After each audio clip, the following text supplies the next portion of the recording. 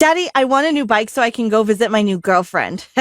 My little brother chuckled. Your what? Just yesterday you were telling me that girls were gross. You're such a weird kid. My dad laughed. You have a girlfriend, so why can't I have one? My brother replied while pointing to Mom. Stop it, the two of you. It's time for dinner, my mom said. My family was the best in the world. Like, the absolute best. I lived with my mom, dad, and funny little brother Brandon. We were always joking around and having fun. There were rarely any disagreements or conflicts. We also did everything we could to ensure that our family bonds remained strong. You know, the simple things, like always eating together at meal times. My childhood was a perfect dream. I'm not sure when or why it happened, but when I was about 16, my parents began to have arguments. At first, they were about little things like my dad forgetting to wash the dishes or leaving his socks on the floor. Later, they became bigger disagreements about bills and other money-related issues. They'd argue every day. Sometimes I'd wake up in the middle of the night to the sounds of screaming and things breaking. It was awful. My parents went from being the most loving couple in the world to enemies who deeply hated each other. Eventually, my dad decided that he was sick of the fighting. He booked a flight to Las Vegas with some of his friends, and we didn't see him again for 2 weeks. My mom was so angry that he was going to gamble when we were experiencing money issues. When he came back home, he was the happiest I'd ever seen him. He was beaming. Dad, what's up? What are you so excited about? I asked curiously. Darling, I've just won $5 million, he screamed. My mom started hopping up and down, and my little brother gasped. We're millionaires now? He said. Yes, son, we're rich, my dad replied. After that day, my parents no longer argued, and everyone was happy again, like old times. It was cool being rich. We rented our medium-sized house in the suburbs and moved to a mansion in a wealthy neighborhood. There were 8 bedrooms, 7 bathrooms, 2 dining rooms, a movie room, a games room, and everything you could imagine. We even had a swimming pool. My bedroom was huge and luxurious. Our house was so perfect that we started having parties every week. We invited all our friends, and everyone was so impressed with our success. I didn't have to do chores anymore because we employed maids. That was a relief. My brother and I were sent to expensive private schools, and I was given my own credit card. Now I could buy whatever I wanted. I spent most of my weekends at the mall buying clothes, shoes, makeup, and frozen yogurt. I love frozen yogurt. The best part about being rich was the family vacations. We started traveling all over the world. We went to Dubai, France, Thailand, Kenya, and so many other cool places. We only stayed in 5-star hotels, and I'd always get a spacious room for myself.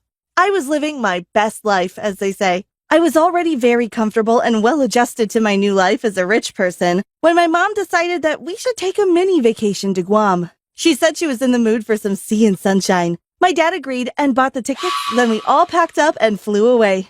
In the beginning, Guam was awesome. I went snorkeling and enjoyed seeing all types of sea creatures I had no idea existed. I really enjoyed the beach, food, and tourist sites. Brandon had a blast too. He met many new little friends at our hotel. It was all going perfectly until I heard someone knocking outside of my hotel room late at night. I opened the door and my mom was standing there, looking extremely worried. Her eyes were red and her hair was all over the place. Mom, what's wrong? I said. Ariana, have you seen your dad? She replied. No. What time is it anyway? I asked. It's 2 in the morning and he hasn't returned. He's never done this before. I'm worried. Anyway, go back to bed. I'll figure it out, she said. When I woke up hours later, he still hadn't returned. We tried to reach him on his cell phone, but we couldn't get through. Our flight was that afternoon, as we had only planned to stay in Guam for the weekend. My mom called the police and filed a missing persons report. We had no choice but to return home. On the plane ride back, I was filled with worry and fear. I felt really bad about leaving my dad there, but my mom told me she didn't have enough money to buy us new tickets if we decided to wait for him, and he never came back. After a week, we still hadn't heard from my dad. The police in Guam assured us that they were still searching for him, but they were having no luck so far. After a month, we still heard nothing. I don't know what to do, my mom said to me one night after dinner. What do you mean, Mom? I asked. Your father and I don't have joint bank accounts. The millions are in his account, and I have no access to them. Right now, I don't have much money, and this house costs a lot to maintain. I have to pay all the maids and the butler. I have to pay tuition for that fancy private school. I can't do it all. we're going to have to make some serious changes, she said, and then broke into tears. Mommy, please don't cry, said Brandon as he started crying too. It was all too sad. We had to move back into our old house. I know you're probably thinking we could have just sold the mansion, but all the paperwork was in my dad's name, and my mom did not have authorization to do that. My brother and I were also sent back to our old school. I didn't really mind though, but what hurt the most was that my mom became sadder each day. My happy little household was now trapped in some old bubble of depression, and I felt so powerless. I tried to do little things to cheer my mom up. I'd make her favorite foods, buy her flowers, and tell her that she was a wonderful mom, but nothing worked. She couldn't take her mind off my dad, and she became more worried about him each day. It got worse and worse, until she finally locked herself in her room and refused to come out. I had to leave food at her door. I tried talking to her, but all I heard were sobs. I also had to become like a parent to my little brother, who became more and more confused. We had lied to him and told him that his father was on an important business trip and he'd be home soon. After 2 weeks, my mom lost her job. Her boss called to say that he was letting her go. He sounded furious. Now our family had no source of income. I was terrified. How could we survive? I imagined us becoming terribly skinny because we'd have no food to eat. Would I be able to continue school? Would I get to go to college someday? Would my life be ruined forever? After picturing the worst possible outcomes for a while, I decided I had to look for a job. I went to town and walked into every shop, asking if they had any vacancies. After stopping at about 20 places, I finally had some luck at a Thai restaurant. So, you're looking for a job, huh? Are you still in school? The manager said. Yes, I will come straight after though, and I will work weekends too. I said, that's going to be really hard. Are you sure? He replied. Yes, I really need this job to support my family. I said. I was hired that day. I started off wiping tables and washing dishes. After a few weeks, they let me start waiting tables as well. I started to feel more independent and mature, but it was still an awful job. The other workers were mean to me for no reason, and the customers were extremely rude. One day, I accidentally broke a plate, and the manager screamed at me. One of my coworkers laughed and said, "See why you shouldn't employ kids, boss? I'm not a kid. I'm just like you, trying to make ends meet. If you're so grown up, how come you're still stuck washing dishes here like me?" I screamed. My boss sent me home and told me not to return for 2 days. He said I was being punished for being rude to my superiors. After about a month, my mom started leaving her room once a day.